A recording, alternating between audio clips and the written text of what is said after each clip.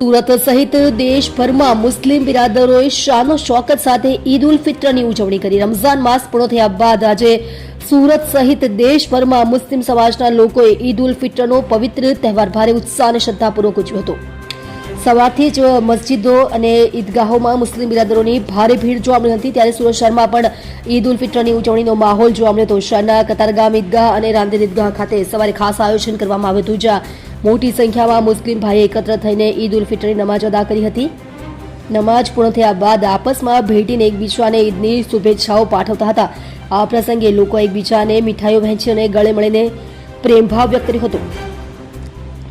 ઈદ ઉલ ફિત્રના મહત્વને ધ્યાનમાં રાખીને સ્થાનિક પોલીસ તંત્ર દ્વારા વ્યાપક બંદોબસ્તની વ્યવસ્થા કરવામાં આવી હતી। કાયદો અને સુવ્યવસ્થા જાળવવા તેમજ લોકોને કોઈ પણ પ્રકારની અસુવિધા ન થાય તે માટે ઈદગાહ વિસ્તારોમાં પોલીસ ટીમ તહેનાત કરવામાં આવી હતી। ટ્રાફિક વ્યવસ્થાને પણ સુચારુ રીતે સંભાળવામાં આવી હતી। આ તહેવારે ભાઈચારો અને એકતાનો સંદેશ આપ્યો છે, જેમાં લોકોએ સુખ, સમૃદ્ધિ અને અમન ચેનની પ્રાર્થના કરી હતી।